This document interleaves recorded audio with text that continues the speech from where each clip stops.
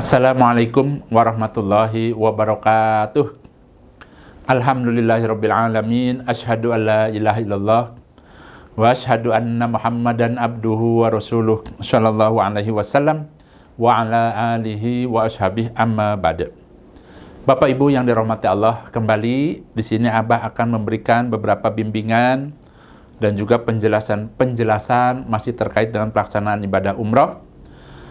Dan mengenai pertanyaan-pertanyaan di kolom komentar, insya Allah akan Abah jelaskan di video ini. Di antaranya pertanyaannya langsung saja, Abah, ya, apakah uang dan perhiasan pada saat akan tawaf di Baitullah itu sebaiknya disimpan di mana supaya aman? Nah ini ya, pertanyaan ini ya sebenarnya sudah Abah buatkan videonya, hanya saja Abah kembali akan jelaskan. Pada saat Bapak Ibu pertama kali umroh atau pertama kali datang ke Mekah dan akan melaksanakan tawaf di Baitullah, ini umpamanya suami istri. Ya. Nah, kalau suami istri, Abah sarankan uang yang banyaknya itu lebih baik disimpan atau dititipkan di istri. Nah, istrinya supaya memakai kaos dalam yang di dadanya itu ada kantongnya. Biasa orang sebut kaos dalam Doraemon. Nah, di tempat itulah insya Allah paling aman. Ya, barang berharga atau uang lebih baik simpan di situ kalau suami istri. Adapun sebagian kecil kasihlah suaminya untuk pegangan. Itu ya. Contoh umpamanya bawa 10 juta, ya. Yang 9 juta kasihkan ke istrinya, yang 1 juta pegang sama suaminya. Nah, adapun suaminya, cara menyimpannya silahkan simpan atau tempatkan di kantong selempang yang biasanya dari biro travel itu diberikan satu orang satu untuk tempat paspor.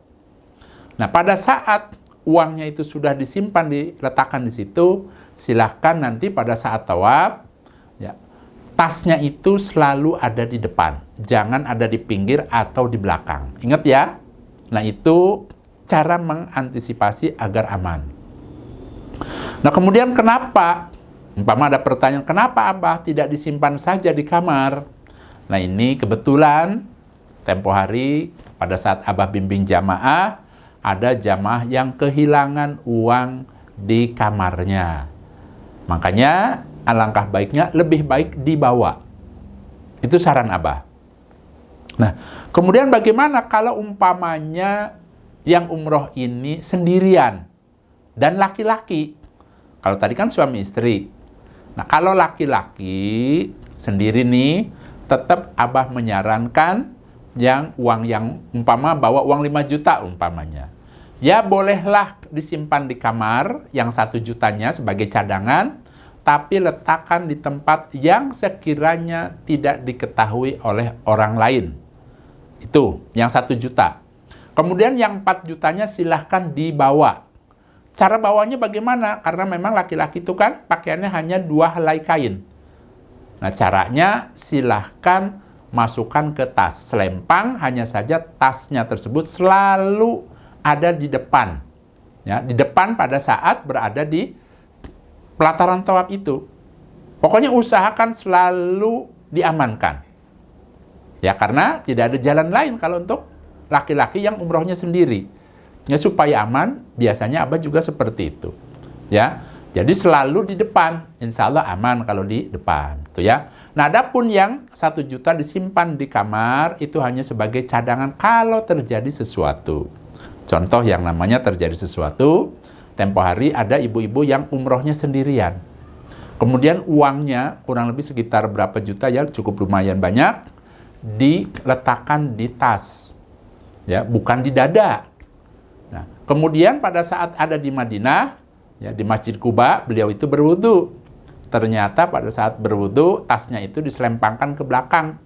Kemudian ada yang menyilet, uangnya habis semua. Ya insya Allah masih tersisa di kantong, ya karena ada sisaan itu 10 real.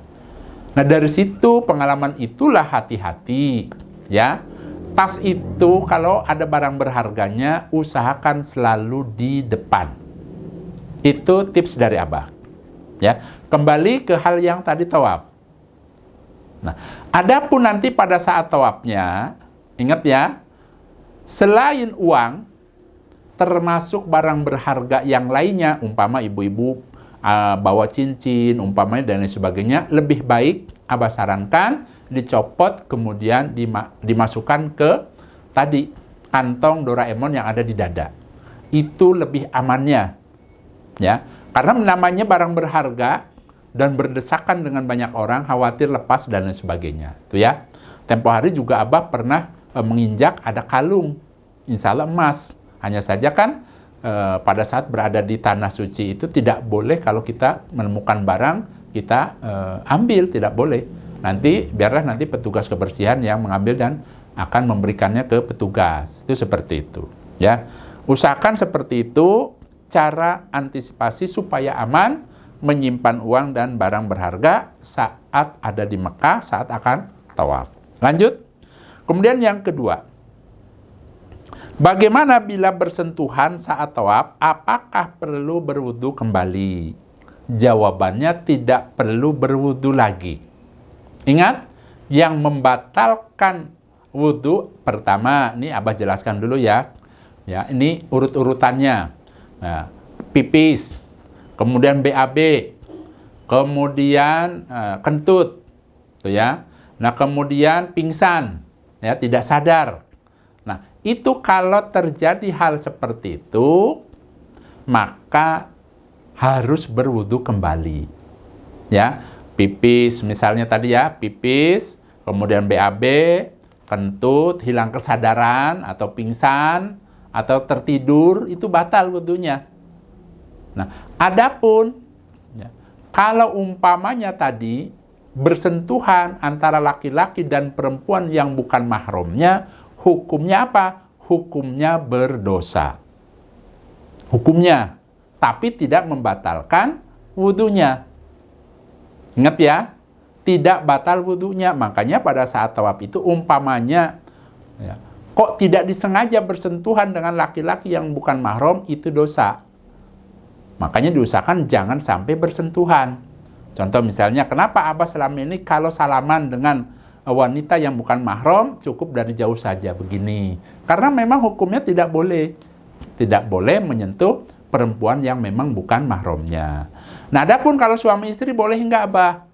Umpamanya megang tangannya ya pada saat tawaf, boleh, tidak apa-apa, tidak batal wudunya. Itu sesuai dengan hadis yang sudah Abah kaji seperti itu. Nah, kemudian kembali ke tadi pertanyaan yang pertama, Abah lupa. Abah, apakah pada saat tawaf itu kita bawa-bawa uang dan perhiasan diperbolehkan? Jawabannya boleh ya, tidak apa-apa. Makanya kan tadi pada saat tawaf itu silahkan uangnya boleh dibawa. Jadi tidak apa-apa, silahkan disimpan di tempat yang aman. Ya, maksudnya dimasukkan ke kantong Doraemon kalau ibu-ibu. Kalau laki-laki kan kainnya hanya 2. Ya, tidak boleh memakai kaos dalam. Nah, makanya boleh pakai tas lempang, simpan di situ. Tapi letakkan di depan ya, seperti itu. Lanjut, kemudian ada lagi pertanyaan yang ketiga, saat tawaf, kemudian batal wudunya, apa yang harus dilakukan? Nah, jawabannya ya harus berwudu. Sebab kalau dilanjutkan tidak sah tawafnya. Ingat ya, tawaf ini ya bisa dikatakan sebagaimana orang yang sholat harus punya wudu. Berarti kalau batal wudunya karena kentut umpamanya, silahkan berwudu. Di mana tempat wudunya Abah? Yang terdekat itu tidak jauh dari pelataran Baitullah. Ada. Nah, caranya ini yang paling mudah karena ya belum lama Abah juga ke tempat itu. Silahkan keluar dari area tawaf, hanya saja lurus dengan Hajar Aswad. Keluarnya itu lurus dengan pojok Hajar Aswad. Nah, pada saat keluar dari area tawaf, kemudian sebelah kiri ada tempat berwudu laki-laki. Kemudian berjalan lagi kurang lebih sekitar 10 meter, sebelah kanannya ada tempat wudu wanita. Tapi ingat ya, tidak boleh kencing di situ, tidak boleh pipis di situ, atau buang air tidak boleh.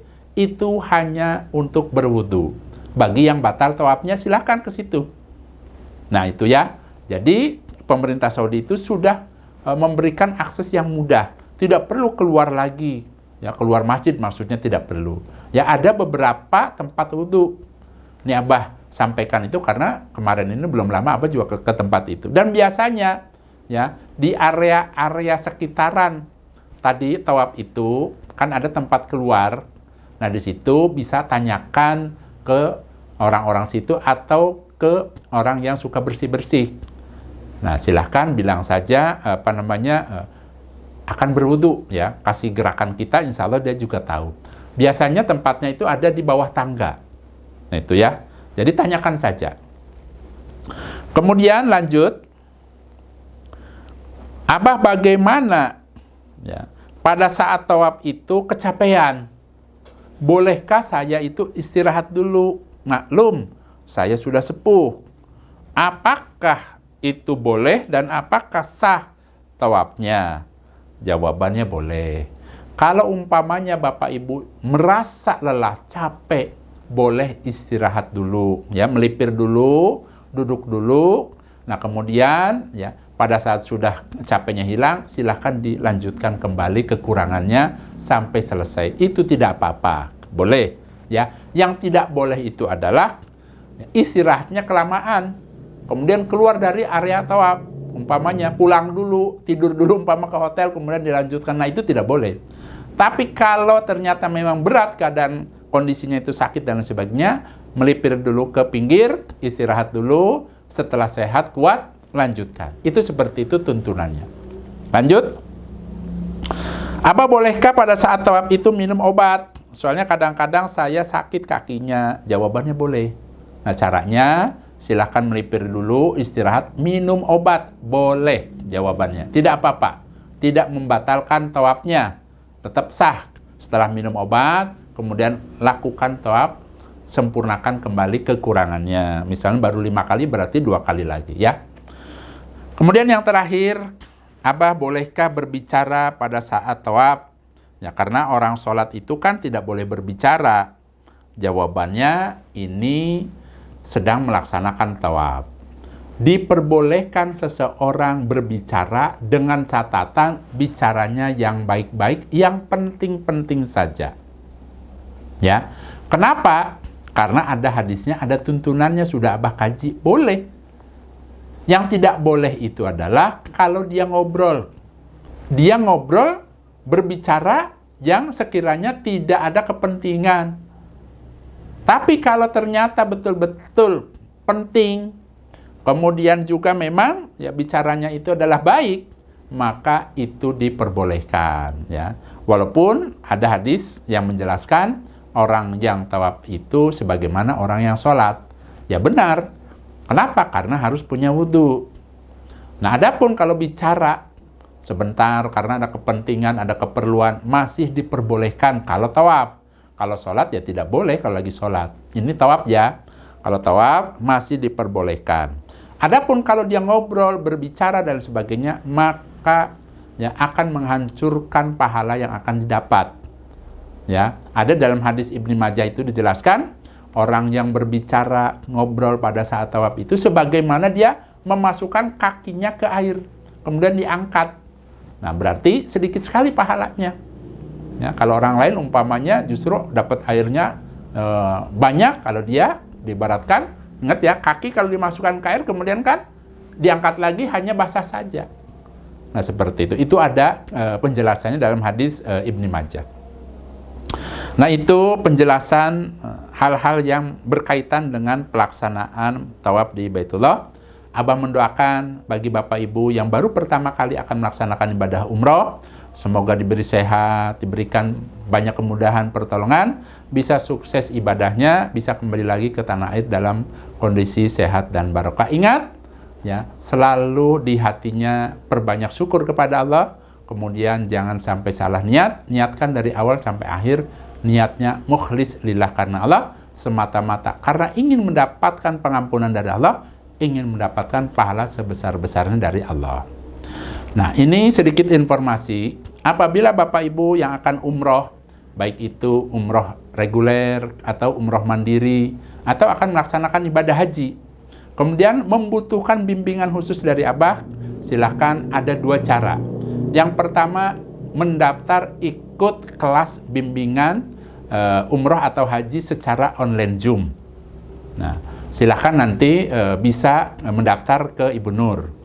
Nah, nanti insya Allah akan dikirim buku panduan khusus yang doa-doanya pendek mudah. Nah, kemudian juga ya nanti pada saat di tanah sucinya, umpama ada hal-hal yang perlu ditanyakan ke Abah, bisa WA langsung.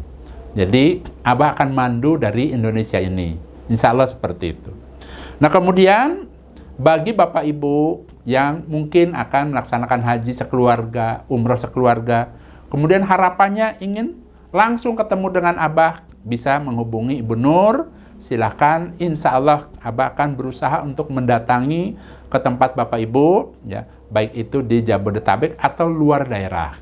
Ya, terakhir Abah mengajar pada saat akan haji kemarin di daerah Jawa Barat, karena beliau bersama anak dan istrinya akan melaksanakan haji khusus.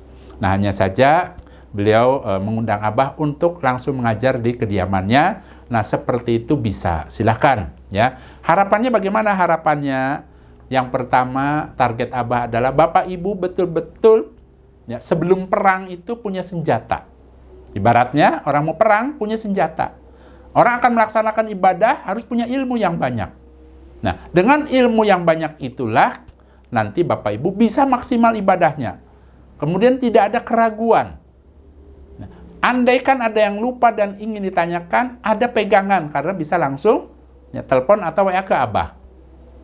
Dan harapannya tadi bila Bapak Ibu langsung mendapatkan ilmu dari Abah, tadi ada kemudahan-kemudahan diantaranya akan mendapatkan buku panduan khusus dari Abah, yang mana kalau nanti suatu hari nanti akan umroh lagi, tinggal langsung dihafal lagi, dibuka kembali, itu ya. Insya Allah seperti itu informasinya Bapak Ibu. Kemudian satu lagi Bapak Ibu, apabila Bapak Ibu ya, pada saat menonton video-video Abah ini ya, banyak manfaatnya, Abah berpesan ya, silahkan di-subscribe. Hanya sekali saja, tidak boleh diulang-ulang. Ya, jangan misalnya video A di-subscribe, kemudian ada lagi video di-subscribe.